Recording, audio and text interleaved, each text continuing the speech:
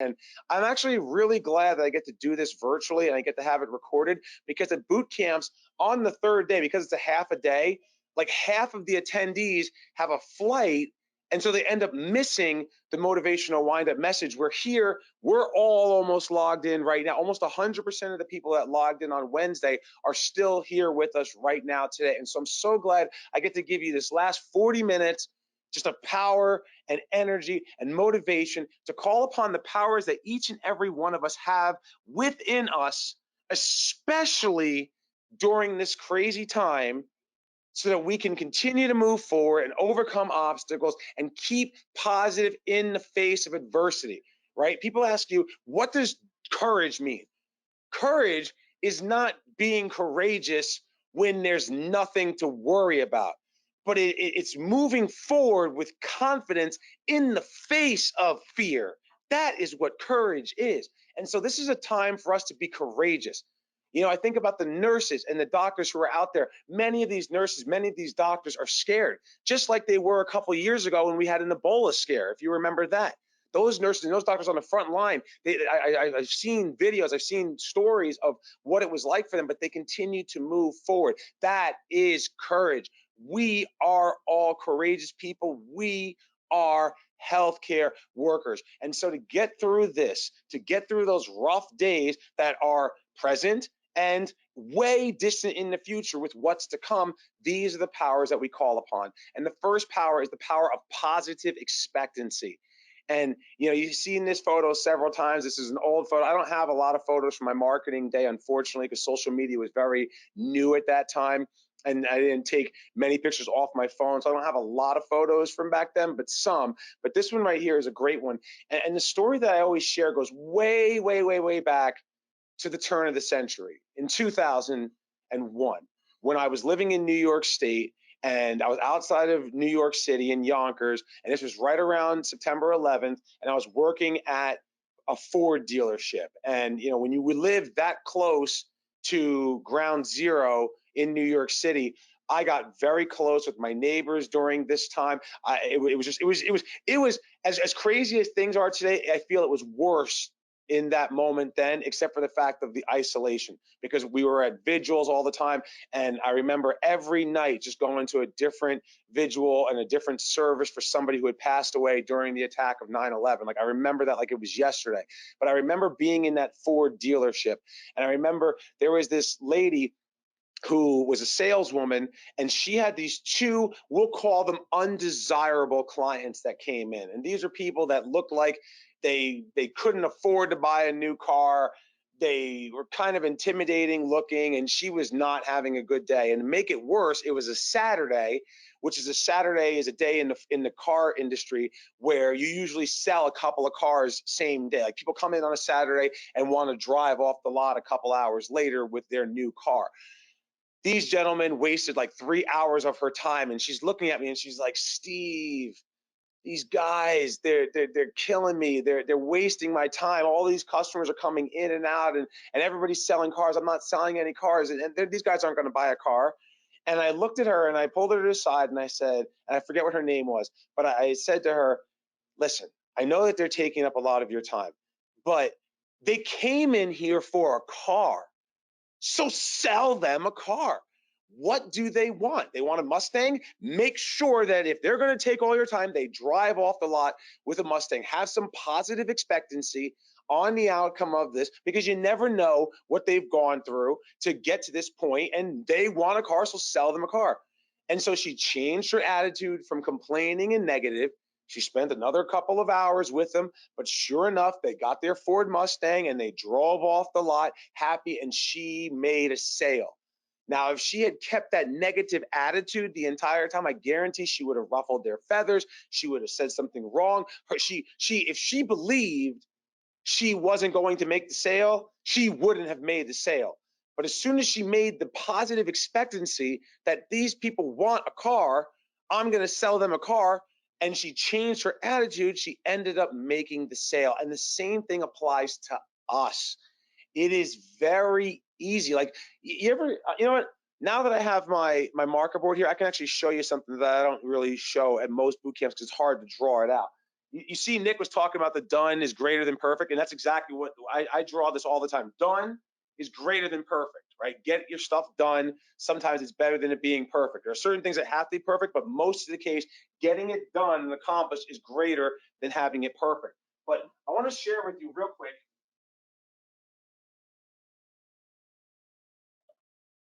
the easy, difficult path. All right. This is something that I haven't done this in a long time, but I love this. I learned this back when I was in college selling Cutco knives, and I've lived my entire life by this principle. That's why I have a positive outlook and more positive things happen to me than the average person because of positive expectancy and understanding this simple graph. The x-axis represents time. The y-axis represents difficulty.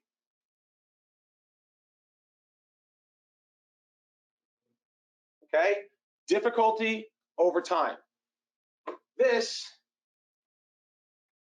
you have one of two choices in life. If you always choose the easy path, which is to give up, throw in the towel, make excuses, I can't do that. No, I'm going to pass on that opportunity. Whatever it is, eventually the easy choices lead to the difficult future. Now, I can't afford to pay my rent. I don't have any savings set up. I can't run my business properly. I got to close down. Whatever it is, the easy decisions lead to the difficult future. Because no matter who you are, you're going to have adversity. But how we handle the adversity, how we overcome it, that's totally up to us. Positive expectancy is one of the tools that we could call upon the powers within to help us get through it. Because you make the harder decisions early, yeah, it's harder. Yeah, it's worth it. Yeah, I'm putting things off to get certain things accomplished. I'm not going out with my friends. I'm not doing this. I'm going to save that money instead of buy that TV, or I'm going to save my money instead of buy that expensive car, or whatever. Boom. When adversity comes, my future is easier. I can retire early. My business can survive a crisis. I know how to handle things that are coming up. I have the resources, right? The easy path always leads to the difficult future. But if you make the tough decision, you muddle through, you build that fortitude. Iron sharpens iron, just like I said earlier, right? You make these difficult decisions now that will lead to your easier future. Positive expectancy, even in the face of adversity, that is courage. Be courageous, my brothers and sisters in healthcare. The next one of these, the power of an open mind. You know, this is Susan Boyle, and I love this picture of Susan Boyle because this is when she first auditioned on the X Factor in Europe. And as she was auditioning, I mean, you know, look at Susan in this picture, all right? Susan is pretty, you know, average looking lady right here, all right? And if you see Susan Boyle after she won the show, you know, money can do some amazing things because girlfriend don't look like that no more, right? She got her hair done, she got her makeup on, she got a nutritionist, got exercise and everything. But the reason why I love this picture of Susan Boyle, because this is before she became famous. This is before she won the show. This is before all that glitz and glam happened. This is who she really was, right? This is who she is as a person. And you got to think that on that show, you know, you have Simon Cowell as one of the judges, and you have two other judges. These are critics. They get ratings off of belittling people and putting people down, right? So she walks out to the stage with her microphone in hand. You know, they're probably just writing down insults that they're going to say for ratings purposes to make fun of this lady. And yet, as soon as she opens her mouth and she starts singing, if you ever see this audition right here, when you see it, you see the judges and they're like doing something else. All of a sudden, they're like, and their mouth just hangs wide open. And that's because, and then people have called her and they said that her voice is equal to that of an angel. Like if an angel were to come out of heaven and sing, it would, Susan Boyle has that voice. That's what people have compared her voice to. And so somewhere along the line, she had to go through a preliminary round to make it to the actual judges. which means there was a manager or a producer or somebody behind the scenes who had to hear her sing before they let her go in front of the actual judges. That person was open-minded enough that when they saw her, said, all right, who are you? Go ahead, do your thing and sing. And the rest is history. Well, the same thing goes with us. The future is not yet written. Don't worry about the future. Can't change the past. All we have is right now in the present. Everything that we have trained you over the last 2.5 days, when you execute it, and you have an open mind to receiving the information, to study it during this downtime, to prepare for when everything returns to normal so that you can run with it, that is up to you. Be open-minded, figure it out, move forward with confidence and conviction, and I promise you, you will be successful. This will be your best year yet. I know it, I believe it, I see it for all of you who have an open mind and move forward with confidence. The next one is the power of influence. And I love this photo here because it is a pretty rough day on Sesame Street when Elmo is packing heat. Okay. So I love this photo though, because it cracks me up. And the reason why I share this, because you heard me talk about at the end of day one, when I talked about planning for your futures. And I talked about, again, a little bit of this, but not nearly as much detail as I just showed you. But I mentioned the Tony Robbins saying that you are the average of the 5 people you spend the most amount of time with. And when I was a child, I was around 12, 13 years old, that middle school age where you're going through puberty and you're kind of leaving your childhood, you're becoming a teenager and developing into a young man or a young woman. And I, started hanging out with some people that my mother didn't like. I'm hanging out with the kids that sit at the back of the bus, the ones that like to smoke cigarettes and drink alcohol and all of that kind of stuff. And my mother started seeing behaviors that I was taking on that were similar to those kids that weren't the kind of kids that you want your child hanging out with. And so my mother pulled me aside and she started telling me about how she doesn't like the friends that I'm choosing right now. What happened to so and so? What happened to so and so? And I was like, I'm still friends with them. I'm thinking to myself, well, what do you know, Mom? And she looks at me as I was rolling my eyes and she was trying to tell me to mind my company. And she said to me, Steve, you will never soar with the eagles if you hang out with a bunch of turkeys. And at the time, again, I took it with a grain of salt. But looking back, that is pretty sound advice. You have spent 3 days with me, with Nick, with my entire team and staff here. Are we concerned? Of course we're concerned. The second I leave here and I get in my car and I drive down the empty road to go back home, it becomes reality. When I stop in the convenience store, the supermarket to grab a couple of goods that we need that we're running low on, and I see shelves empty, it becomes reality. So believe me, I understand that it's challenging, but I have always chosen from this day forward to surround myself with people that lift me up. Surround myself with positive people that are going to help me when I fall down because I help them, they help me. We are all in this together. So surround yourself with positive people. For those of you who are coaching clients, we're working with you. You're having your coaching calls. Let the coach motivate you and lift you up. You'll be working with me these next couple of weeks as well. On top of it, I'm putting out some new stuff for you to help you through all of this. Part of it is positive motivation and energy, but also part of it is going to be strategy on what we're going to do to move forward and pick up the pieces when everything settles. Surround yourself with positive people. You heard me talk about that lady who closed her business down because her family tore her down. I cried for her. And not because she closed her business down, but because her family talked her into closing her business down. You find positive people.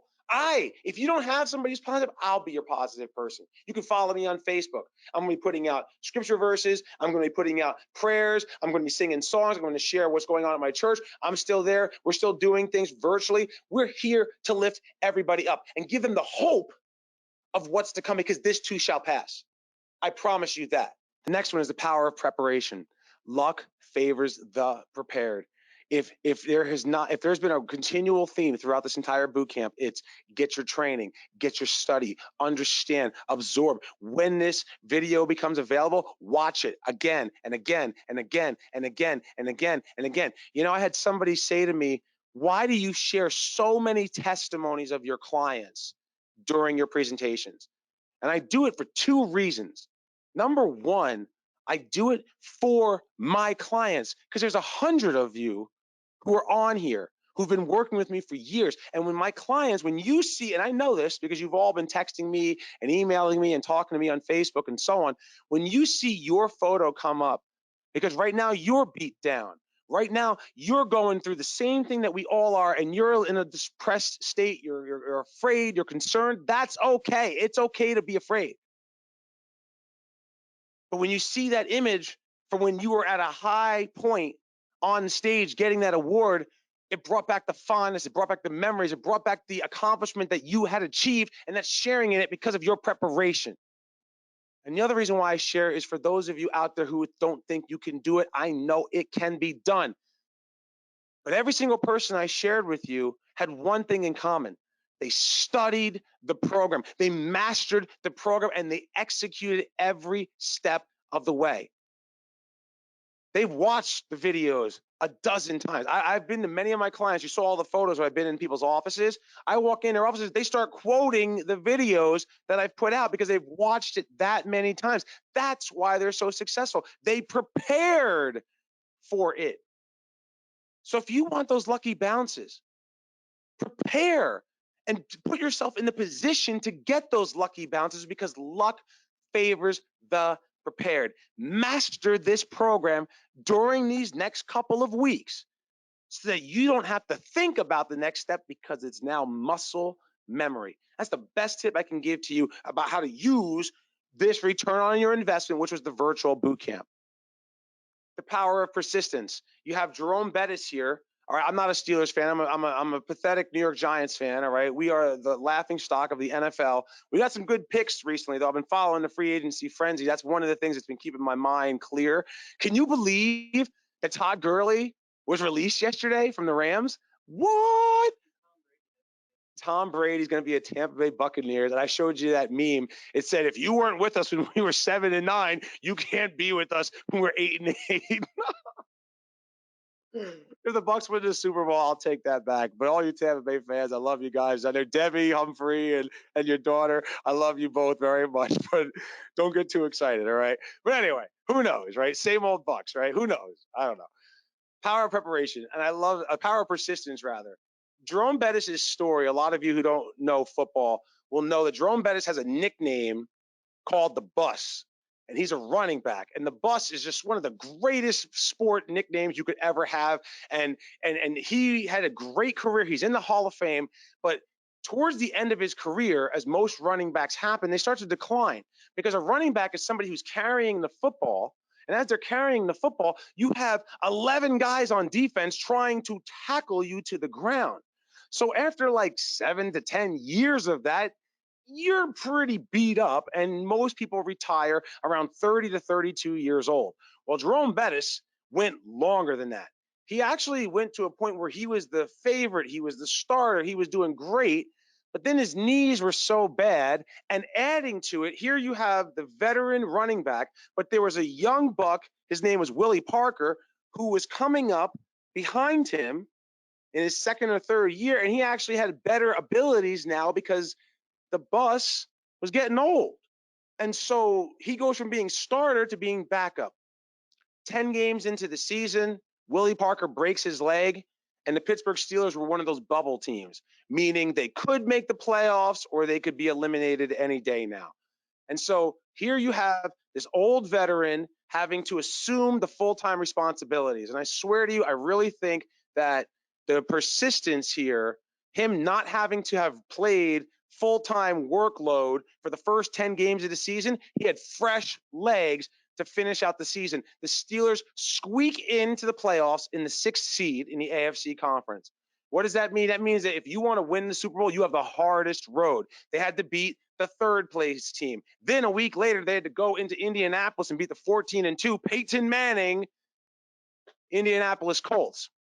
which they did. A week later, they had to go and play, I think it was the Patriots, who, again, this is Tom Brady and the Patriots and Belichick and all of that, and go into New England and beat the Patriots. And they did. They go to the Super Bowl in Jerome Bettis' hometown of Detroit. And they beat the first seed of the NFC, the Seattle Seahawks, and they win the Super Bowl. Now, Jerome Bettis, at the beginning of the season, his knees were so bad, the doctor said, you shouldn't play football anymore. He physically shouldn't have been able to do it. But there was a persistence, a drive in him to transcend the physical, to become like the metaphysical, to be able to do what he did. And he actually had some of his best running career stats in those last 6 games and in that playoff run. And he gets to retire as a champion. That's persistence. When you're out there marketing, you're going to have hard days. You're going to have days where you're going to want to quit. You're going to want to throw in the towel. Remember what I said, persistency pays off. 8 to 12 visits before you start getting referrals. Remember that when you're at the 6th or the 7th. There are sometimes, because that's an average, sometimes it takes longer than that. One of my favorite stories, and I don't have time to get into it now, but one of my favorite stories was a social worker who referred me millions of dollars worth of patients over the course of my entire career. It took me 9 months of going and seeing her every week to 2 weeks before she finally gave me a chance. But when she gave me the chance, I took it and I delivered and I came back and she gave me another one and I took it and I delivered and I took it and I delivered and I took it and I delivered and I took it and I delivered.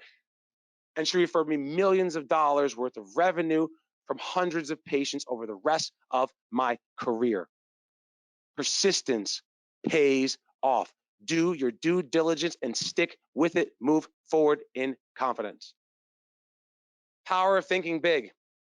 I know a lot of you are like, whoa, who's that guy? That was me when I was 14 years old. I was 320 pounds. I was the dork of dorks in high school. All right. I was the fat kid eating cake with one of those rat tails that people had in the 80s and 90s. And to make it worse, I'm reading Mortal Kombat, the novel. Okay. That's about as dorky as you. I hear my office staff is laughing at that. Like, who the heck? Is there anybody out there who has read Mortal Kombat, the novel, besides me? I think they sold, we sold over 1 copy to Steve Weiss. The power of thinking big. And you look at me now, right? You see the photos of me. I actually measured my body fat this morning. I'm at 18.6% body fat, which I'm very excited. That is athletic standpoint. I'm like entering the athlete standpoint of physicality. My abs are coming back in. My veins are coming back in. I'm getting into my summer zone. I decided to start early this year with my fitness training and so on. And the reason why I share this with you is because at one point in my life, I actually had ballooned up to 350 pounds. And over the course of a 12-month period, right after I had started working in healthcare, and I realized that the people who were coming on services in their 50s and 60s versus the people coming on my services in their 90s and above or 80s and above had one thing in common, and that was they were morbidly obese in most cases. And I said, I don't want to be needing home care when I'm in my 50s or 60s. So this 24-year-old man went through a transition from 24 to 25 where I lost 125 pounds and I went down to around 12.5% body fat during that time. And that was a huge goal. A huge goal. As a matter of fact, I lost exactly 124 pounds. I did not lose the 125 in the 1 year's time that I wanted to. I just missed it. However, my thinking big, I set a big goal to get to where I wanted to be, and I ended up missing it by 1 pound. But had I not set the goal of 125 pounds in a 12-month period, I would not have come anywhere near that. And that's totally fine. That's okay. Like, think about it this way. There's a big difference between training to accomplish the marathon and training to win the marathon, right? If you train to win the marathon, you're training harder than the 10,000 people who are running the marathon with you. Now, if you train to win the marathon and you end up finishing 3rd place, Is that a failure? No, not at all. Because there are people that didn't even finish the race. And you finished third, and only 2 people bested you. If you remember, those of you who are children of the 90s and you were like high school age and such, that was me. You remember those no fear shirts? And I remember this no fear shirt, and one said, if you can't win the race, make sure the person who beats you breaks the record.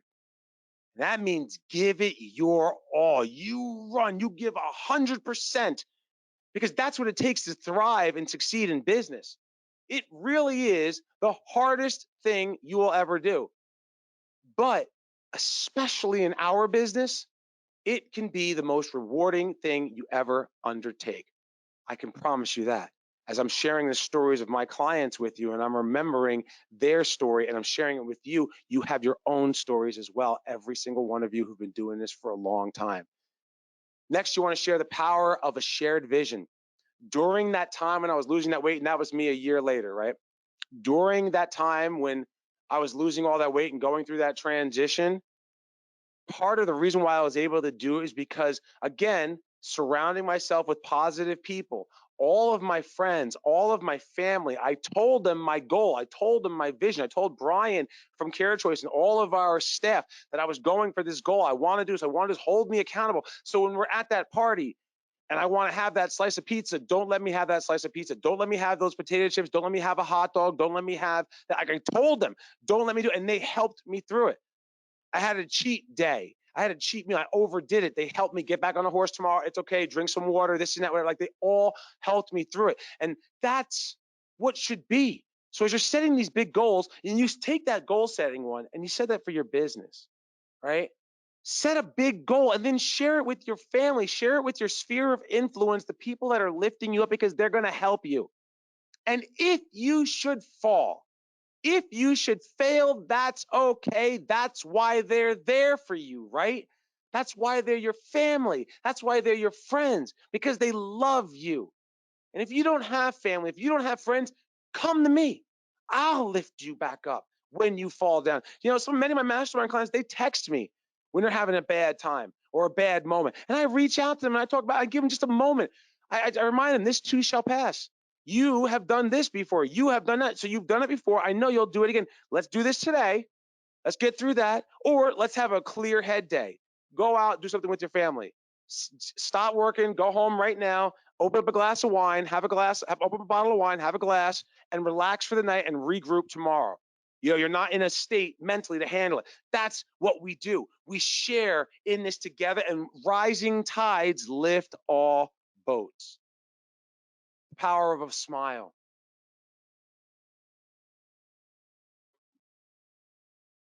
I've seen so many depressed people lately. I've seen so many people frowning and miserable and scared and afraid. Be the person smiling. You see somebody, smile and nod to them. How are you? You hanging in there? As best as I can. That's what I respond. I'm doing as best as I can. I'm putting my best foot forward. I'm not going to let this get me down. I'm not going to let this tear me down. Smile, because it makes a difference.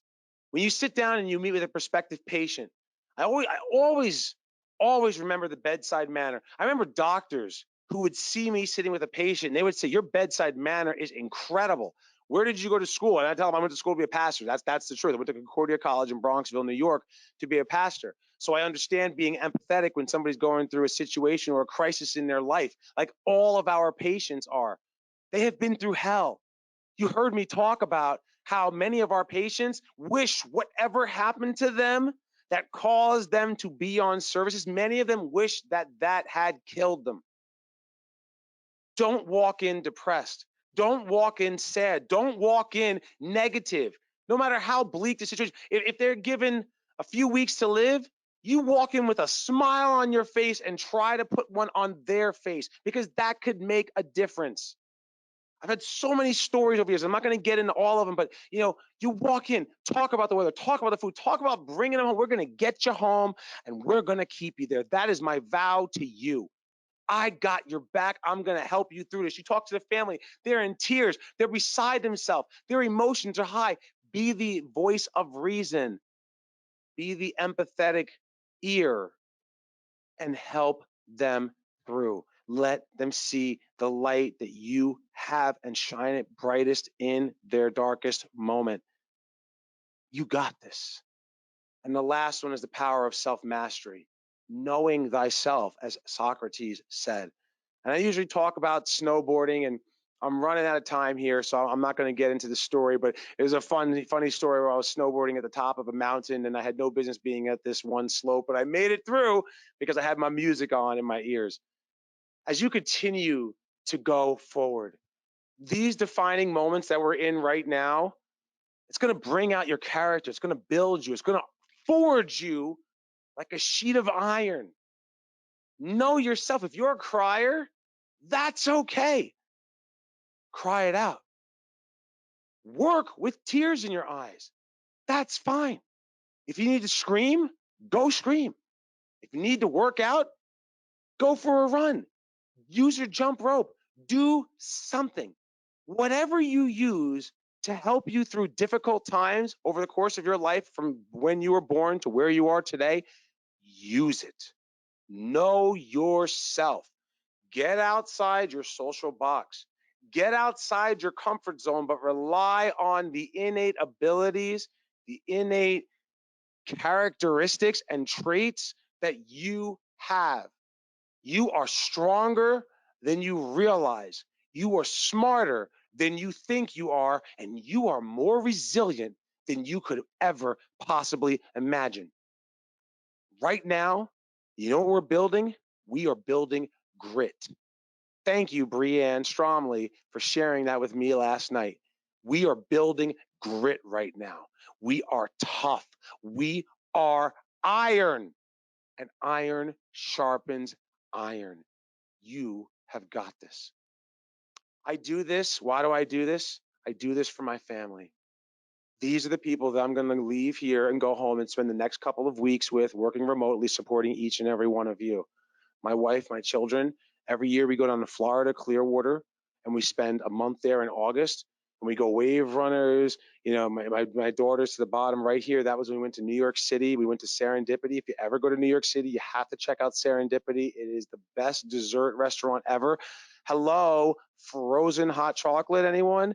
My daughters are eating a unicorn cake there in that picture. My wife and I at the top here in the middle to the right. You see, I got the blue hair. I was Prince Vegeta from Dragon Ball Z. I'm a big dork. You see my mom there. I love my mother to death. She had a massive stroke. I've been supporting her ever since, and by the grace of God, I've been able to do so. And it's just a miracle that she's able to be here. I actually texted her a little while ago. We talk every single day. My father's to the right. That was when we went to see Avengers Endgame, and I dressed in my Captain America gear. I brought my shield with me. You see my son over here with me on the snowboard. And you see us here. We rented a boat and found a private remote island off the shores of Clearwater, Florida, down there last summer. That's why I do what I do, because of them. And what I love about sharing these photos is every single one of you, you have photos just like this with the people that you love. They're the reason why you wake up every single day. They're the reason why you continue to do what you do best, to provide for them. When the times get tough, when you have to make those difficult decisions and move forward, use them as your why. That's why you're here. And I promise I'd show you, this is the newest addition to our family. This is my doggy. This is Kit Kat. That's my baby. I love him to death. He's the happiest little guy. I'm very tired right now because he moved all night and he was kicking me in my back in the bed. And I probably should have put him in his crate because we normally crate him, but he was just so cute last night when it was time to put him in the crate. And I just said, he could stay. And now I'm paying for it today. But that's okay because I love my doggy. He is a long-haired Chihuahua. And yes, he is the most beautiful and cutest and adorable Chihuahua ever. His name is Kit Kat, although I want to call him Star Fox, and I do call him Star Fox every once in a while. Anybody who knows the video game Star Fox can see the reference right there. And this is him. He's my best friend. We smoke cigars together. I love this photo. He has a chew toy stick, and when he took this one out, after the way he chewed it up, as you can see, it looks like he has a lit cigar, and he's running around the house. My wife and I are just dying laughing. If you've ever seen Triumph the Insult comic dog on Conan O'Brien, I called him Kit Kat the insult chihuahua as he's running around my house looking like that. So, that's my baby there. And this is my actual baby, my son. And you look, see the apple hasn't fallen far from the tree here. And one other quick funny picture. This is my daughter and my wife when my daughter was probably about 2 years old in this photo.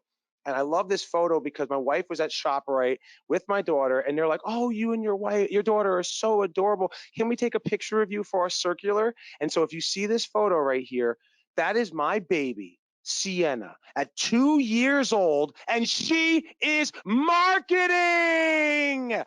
That's right. My baby is already marketing at 2 years old. She's actually 6 now, but I love this photo because when I saw it in the circular, I'm like, "Honey, did you get paid for this?" And she goes, "No, they just took a picture." And I'm like, "Did you at least get a free can of corn or something?" And no, she didn't. So whatever. But that's our family. And so, I normally talk about the Mighty Ducks here. I shared this great story, but I'm going to move forward to let you all go back to your families. And I'm going to leave you with one of my favorite quotes that I have ever heard back in honors English, 12th grade in high school. Miss Monona, if any of you out there had Miss Monona as an English professor, English teacher, you know she's the best of the best. And it is Invictus by William Ernst Henley. So if you want to look it up, it's Invictus by William Ernst Henley. And the poem goes like this. Out of the night that covers me, black as the pit from pole to pole, I thank whatever gods may be for my unconquerable soul. In the fell clutch of circumstance, I have not winced nor cried aloud, and under the bludgeoning of chance, my head is bloody but unbowed. Beyond this place of wrath and tears looms but the horror of the shade, and the menace of the years finds and shall find me unafraid. It matters not how strait the gate, how charged with punishment the scroll. I am the master of my fate. I am the captain of my soul. And every time in my life when I've had a difficult situation, adversity that I had to overcome, I recited that poem to myself. I did that straight from memory. There's nothing here, right? I love that poem. It helps me through. No matter what happens, I can't control the circumstances. I can't control the cards that are dealt to me, but I could damn sure control how I respond. I can control how I'm going to play the game. Life is 10% what happens to us, but 90% how we respond. Let's make lemonade from the lemons that we have been given. Let's make sure we are there to support our industry. Rising tides lift all boats. I want to thank you from the bottom of my heart for spending the last 3 days with us. And I want to end with you real quick in prayer for every single one of us, all right? And please feel free to join me in prayer. And if not, just give me a moment, all right? So I pray, Heavenly Father, Lord God Almighty, I thank you so much for the blessings of being able to spend so much time with every person here for these last 3 days of this virtual boot camp. I pray for humanity. I pray for the world. I pray for every single person out there who's experiencing fear and anxiety. Let them look to you. Let them be filled with the light that you can only provide, the peace that passes understanding. I pray for every victim. May they be in your heavenly kingdom and at rest with you. I pray for the families of those who have lost loved ones because of the coronavirus. I pray that you send your peace, your comfort, and your mercy to them during this time and every day going forward. I pray for all of those on the front lines. I pray for our National Guard as they're being called in around the country. I pray for our leaders and our officials. I pray for all of the doctors, the nurses, the home health aides, the caregivers, and everyone in healthcare. This is our time to shine, empower us, strengthen us, lift us up, give us the courage in the face of adversity to move forward and fulfill our purpose, loving others as you have loved us. I lift this prayer up for all God's people in the name of my Savior, Jesus Christ. Amen. Be safe, be well. God bless. I love you. We'll talk to you soon.